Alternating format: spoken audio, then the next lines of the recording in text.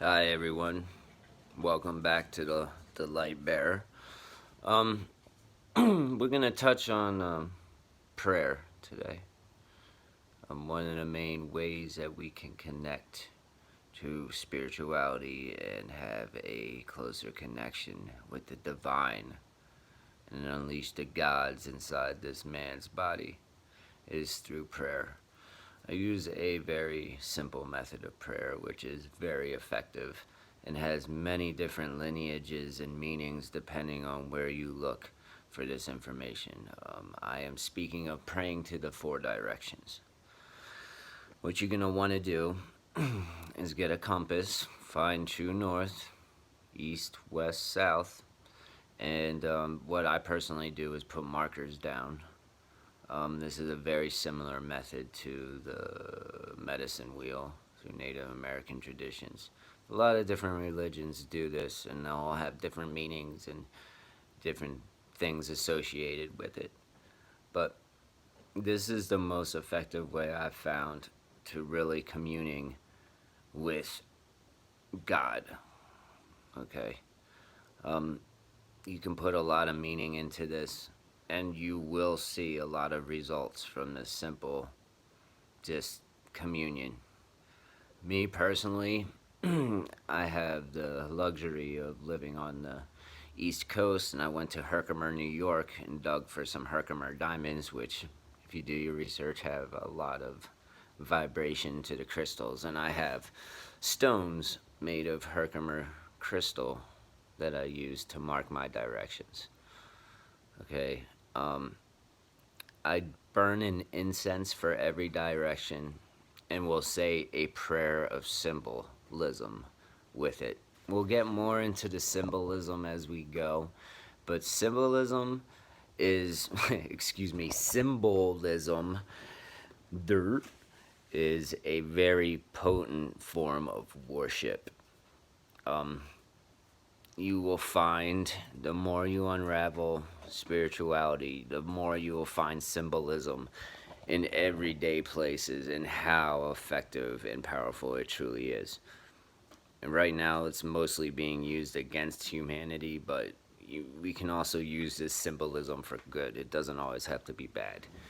Um, Beyond just wearing a crucifix or some simplistic form that you're used to dealing with, you can actually pray through symbolism of your body, but we'll get into that. It gets a little more complex. This is not a simple subject. It's going to take time to really explain all these theories and practices all the way through. I mean, this is layered, multi layered, very deep, um, but well rewarding. So we're praying to directions, okay? We're basically just giving thanks to whatever is for being alive and giving us the chance to live. Realize, everybody, that we kill to eat. The act of eating in itself is murder. You are killing a plant or an animal. Even you vegetarians, you don't get off scot free. You are killing too. You need to pray for your food. At the least, not because you're receiving the food, but because something died in order for you to eat it. Okay? And we're not going to go down this road because this road is long and mountainous and many rocks and pitfalls and, like I said, multi-layered, very deep subjects. Okay? Praying to every direction. You find your area that you want to do this. Maybe out of sight at first. This doesn't have to be a public event. You're most likely going to want to have a nice secluded area that means something to you, that's close by, that you can easily access, because you're going to do this every day. Okay, I do this every day. I bought a big box of incense, like 1,000 sticks of incense for like $20 on Amazon, and I burn 4 sticks of incense for all four directions every day. And thanks. Just that act alone will bring you positive results. I mean, trust me, it's all about intent. You have to have the right intent to build the light. The light does not accept lies. The light will see right through the disguise. Okay, this is real. This is real. And this will lead to positive results that are life-changing for the better. I can't even begin to tell you how much this has changed my life for the better, and how far I've grown and how far I've come as a person, spiritually, physically, mentally. This solves a lot of issues, because sometimes, we need help. No one's Superman. No one can do it on their own. Even if you're a loner like me, you can't always do it on your own. But when you make this connection, you will never be alone again. I promise. The light looks out for its own. It truly does. And it shines on me every day, and it beckons to shine on you. And all you have to do is access it.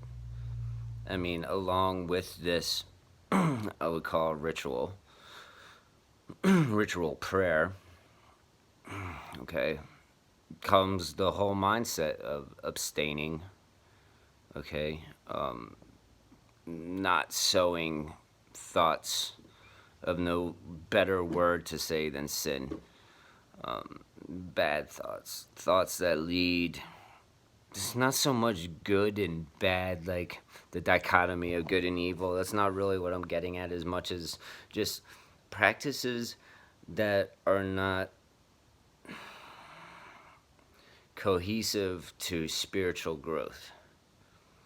Probably the best way to say it. Things that are going to drain rather than give.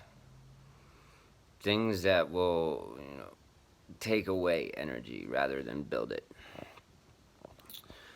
This can even come down to just the simplest of things, as the way you perceive the world when you interact with other people, or other people that are maybe not having such a good day, how they rub off on you, and the transferences of energies and concepts, and the everyday grind. All these things come into play, and how you deal with it mentally. Are you taking snapshots? You taking photos and folding them up in your pocket and bringing them home at night, and taking them back out of your pocket and staring at them and fretting over instances that you may have been through at work, or with other people, and you can't let it go, and you sit up all night thinking about, what if I did this, or could have done that, or is the boss gonna kill me because I screwed this up at work? We all get stuck in our heads in some way, form, or another. It's a matter of how you deal with it. Okay, we live in a world where we can't all obviously live like Buddha without a job. We all have to contribute to society and sustain our families and sustain ourselves, and make the best we can of this situation. But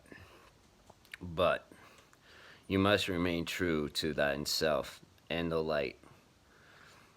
And sometimes it doesn't make sense at first. Sometimes you meet people that you truly despise, and you cannot make sense of, why do I have to treat this person with respect and dignity when I feel they are none? It's because the light shines on everyone. Sometimes that light, when you shine it, can push out the evil that's inside these people, or the negativity, or the energy. Sometimes someone just needs someone strong to be around. Who are we to question? And this is where, even when you get into those kinds of situations, you've already lost. You've already lost center. It's all about holding center and being strong spiritually. And the best way to really spiritually be strong is through leading by example. You have to be the change you want to see in the world. Just like I don't feel that people that don't vote have no right to complain about the system or who's in charge of it. Because if you don't vote, you're not trying to change anything. And, you know, the sad truth is not enough of us are doing anything about the problems that plague this world. And I feel it starts right here. It starts at the center. It starts with you. Whoever's watching this video, it starts with you. You have to will yourself to change, even if you're living in hell right now. You know, these concepts are not a joke. Praying to the four directions, learning to truly center yourself through meditation. Okay, there's going to be some other subjects we're going to touch on. Breathing exercises that lead to meditation, that can lead to all kinds of things. It really is a mind over matter kind of world, people. If you believe something is going to happen full-hearted, there's a good chance it will. And vice versa. Okay? But remember, intent always has to be pure. And a lot of times people get dark intent in their hearts and they don't even realize it. Another good exercise is stare into a mirror. Stare into a mirror until you actually see what you are. Sometimes it takes longer for others. But I remember once I did it and I turned into a monster. What I saw was a monster. And it wasn't funny or good. It did not make me feel good. And I realized I had to change a lot of things. Okay? Some of these things are not going to be pleasant to deal with. But if you want to truly embrace the light, you're going to have to deal with the darkness inside of yourself first, to an extent. You got to learn to push it out. It comes with a lot of trained mind, body, spirit. The Holy Trinity, the true Trinity. Mind, body, spirit. If any one of those things is out of balance, your spirituality is out of balance. I maintain running at least 1.5 miles a day, at least. It's not even as much to do with my body as much to do with my spirit. Something about that friction thins the veil. Okay, brings you closer to spirit. Once you go down this road far enough, you will start to be able to interact with spiritual beings of light and dark. You'll start to see them. And it can be very scary for people the first time. This is not a joke. Somewhat of a warning, I guess. But when you continue down this road, one, you can never look back. Once you start down the road of knowledge, you cannot turn back. However far you get, it's not like you go and you learn something and then you go, oh, I don't want to do this anymore. I'm done. No, it doesn't work that way. Be careful. Okay, when you decide to give yourself to the light and then go back to the dark, you can die from that decision. It's not to be taken lightly. Okay. No, I'm going to leave it at that. I like these videos to be short and sweet. I don't want it to drag on. I want some of this information to really hit home. And I will be making another video soon. Light Bearer out. Have a blessed day and may the light shine on you.